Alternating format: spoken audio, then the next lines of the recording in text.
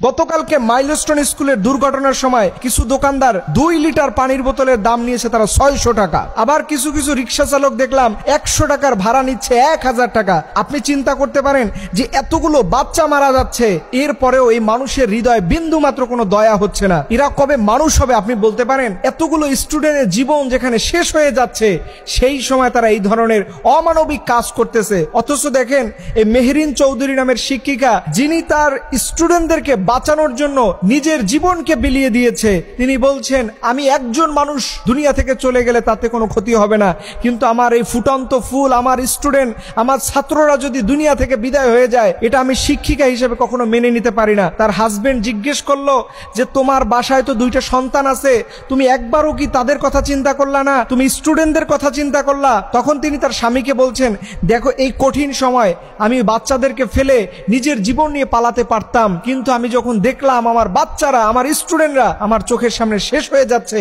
আমি ওই সময় নিজেকে ধরে রাখতে পারি নাই। এর জন্য আমি আমার বাচ্চাদের কথা তখন ভুলেই গিয়েছিলাম। এবং আপনি জেনে আরো অবাক হবেন, লেফটেন্যান্ট তৌকির ইসলাম, যিনি চাইলে একটা বোতাম টিপ দিলে নিজের জীবন সেফ জোনে নিয়ে যেতে পারত, চাইলে তার ফ্যামিলির কাছে ফিরে আসতে পারত, অথচ তিনি ভাবলেন যে আমি যদি এই মুহূর্তে বিমানটাকে রেখে চলে যাই, কোন জায়গায় পরে কত হাজার মানুষের জীবন চলে যাবে।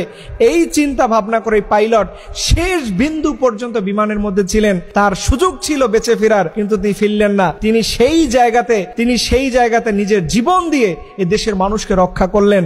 অথচ আমরা আসলে কোন মানসিকতার গল্প বলি, অথচ দেখেন দিনে দিনে আমরা কোন মানুষে পরিণত হই। সামান্য 30 টাকা এক বোতলের পানির দাম, সেই পানির মায়া আমরা ছাড়তে পারি না।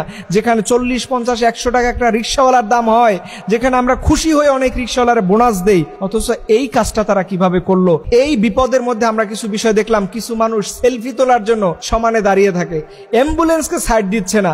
আবার আজকে আমরা দেখলাম যে আমাদের গভর্নমেন্ট সে সাহায্য নেওয়ার জন্য ফেসবুকে স্ট্যাটাস দিচ্ছে, এই দুর্ঘটনায় যারা আক্রান্ত হয়েছে তাদের সাহায্যের জন্য সরকারি ফান্ডে আপনারা জমা দেন।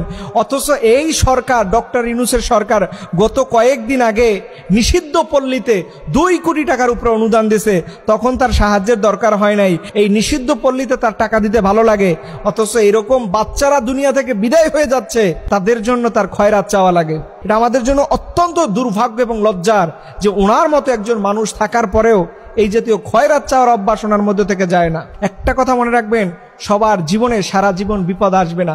আজকে আপনি যেই আচরণটা করবেন, এইটা আপনার জেনারেশন টু জেনারেশন এটা ভোগ করবে। আজকে আপনি মানুষের পক্ষে দাঁড়াবেন, আল্লাহ তাআলা আপনার পক্ষে কাউকে দাঁড় করাবে। আজকে আপনি জুলুম করবেন, দেখবেন আল্লাহ আপনার বিপক্ষে কাউকে দাঁড় করিয়ে দেবে। এর জন্য খবরদার, মানুষের বিপদের সময় কখনো সুযোগ নিতে যাবেন না। আল্লাহ রাব্বুল আলামিন আমাদের যে সকল স্টুডেন্ট, যে সকল শিক্ষক শিক্ষিকা সহ যারাই এই দুর্ঘটনা আক্রান্ত হয়েছে, আল্লাহ তোমার গায়েবী মদদের মাধ্যমে আল্লাহ তাদের সুস্থ করে দাও। আল্লাহ রাব্বুল আলামিন যেন তার সিফাতি নামের উসিলায় তাদের সুস্থ করে দেয়। সবাই বলুন আমিন।